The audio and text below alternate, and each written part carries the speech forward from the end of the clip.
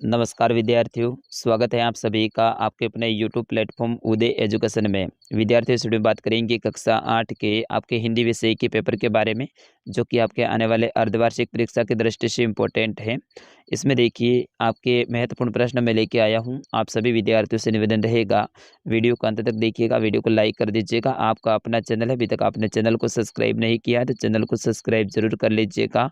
आपके एग्जाम तक सारे विषय के पेपर अपलोड किए जाएंगे।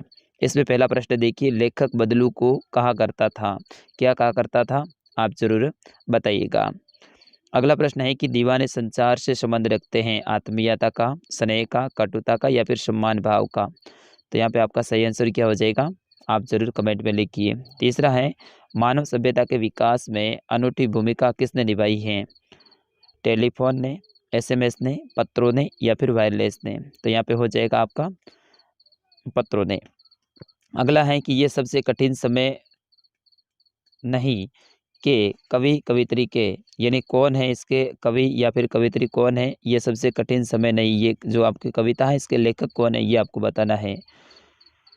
पांचवा प्रश्न देखिए, सभी के लिए स्वास्थ्यवर्धक ऋतु कौन सी है, वसंत, हेमंत, ग्रीष्म या फिर वर्षा।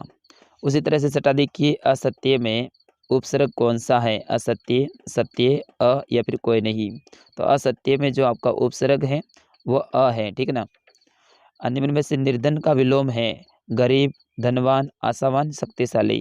तो निर्धन का जो विलोम होगा वो हो जाएगा आपका धनवान।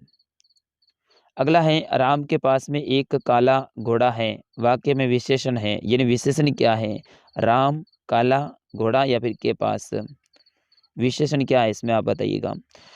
नवा प्रश्न है कि 9 2 11 होना मुहावरे का अर्थ है, तैयार रहना, जमकर बैठना, भाग जाना या फिर वाइस होना। तो इसका सही आंसर क्या हो जाएगा, भाग जाना, यानी फुर्र हो जाना। आपका 10वां प्रश्न है कि विद्या धन आलय का संधि होगी, यानी विद्या धन आलय किसकी संधि है, विद्यालय, विद्यालय, विद्यालय या फिर कोई नहीं। तो विद्या धन आलय जो है ये आपके विद्यालय, ऑप्शन अ का संधि विच्छेद है। चलिए, 11वां प्रश्न है, गजब हो गया, ऐसी बस अपने आप चलती हैं। लेखक को ये सुनकर हैरानी क्यों हुई, क्योंकि वो बस है ना चारों तरफ से बज रही थी वगैरह, वो आपके पार्ट है ना बस वाला, उससे ये प्रश्न है। 12वां प्रश्न देखिए, आपके सपनों का भारत कैसा होना चाहिए, वो आपको बताना है। 13वां प्रश्न है कि सीढ़ियाँ सोच में तिनका दबाए हुए उड़ने की तैयारी में क्यों है। 14वां प्रश्न है, कामसूर कहानी क्या संदेश देती है। 15वां प्रश्न है, समास किसे कहते हैं, कोई 2 उदाहरण दीजिए। 16वां प्रश्न है, सूर्य के कोई 3 पर्यायवाची शब्द लिखिए। सूर्य के 3 पर्यायवाची शब्द आपको लिखने हैं। 17वां प्रश्न है, राम विद्यालय जाता है, वाक्य में क्रिया है। 18वां प्रश्न आपका है कि कवि ने अपने आने को उल्लास और जाने को आंसू बनकर बह जाना क्यों कहा है। उत्तर सीमा आपको लिखनी है, इसमें 40 शब्दों में अपना उत्तर लिखना है। अगला देखिए, झरती हुई पत्ती, 1 मिनट हो, हाँ ओके। झरती हुई पत्ती थामने को बैठा है हाथ, एक से तात्पर्य क्या है, इसका भी आपको 40 शब्दों में उत्तर देना है। 20वां प्रश्न है, निम्न मुहावरों का अर्थ करो और वाक्य में प्रयोग भी करो। श्री गणेश करना, श्री गणेश का मतलब होता है शुभारंभ करना, ठीक है ना। तो श्री गणेश करने के लिए, शुभारंभ करने के लिए वाक्य प्रयोग करना है। दिन रात एक करना, यानी अत्यधिक मेहनत करना, इसका मतलब होता है अत्यधिक मेहनत करना। 21वां प्रश्न देखिए, सड़क सुरक्षा की दृष्टि से वाहन चालक के 4 कर्तव्य हैं, वो आपको बताने हैं। तो आपको यहाँ पे बताने हैं कि वाहन चालक है हमेशा सड़क सुरक्षा नियमों का पालन करें, अपने साइड में चलें, 2 पहिया वाहन चलाते समय हेलमेट का प्रयोग करें, 4 पहिया वाहन चलाते समय सीट बेल्ट का प्रयोग करें। इस तरह से आपको अपने कर्तव्य बताने हैं। 22वां प्रश्न है, निम्नलिखित पद्यांश का सप्रसंग व्याख्या करनी है, यानी आपको इसकी व्याख्या करनी है। पहली बात तो है कि कौन से पाठ से लिया, सप्रसंग हो जाएगा, फिर उसके बाद में आपको इसकी व्याख्या करनी है। तो देखिए, इसमें पक्षी और बादल ये भगवान के डाकिए हैं, जो एक महादेश से दूसरे महादेश को जाते हैं।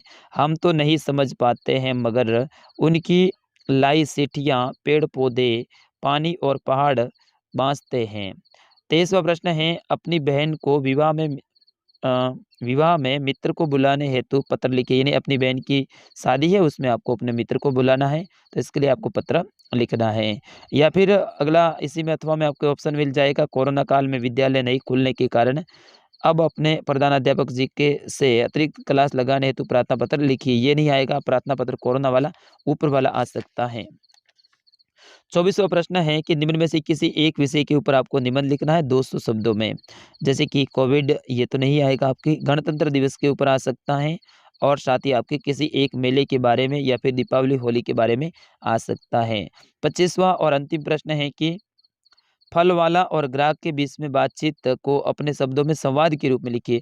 विद्यार्थियों, ये संवाद वगैरह ये सारे के सारे है ना वेरी वेरी इंपॉर्टेंट है, और विशेष तौर पे आपके जब बोर्ड की परीक्षा होगी तब तो ये सारे प्रश्न इंपॉर्टेंट हो जाएंगे। आपके अर्धवार्षिक में भी ज़्यादातर प्रश्न इन्हीं में से देखने को मिलेंगे।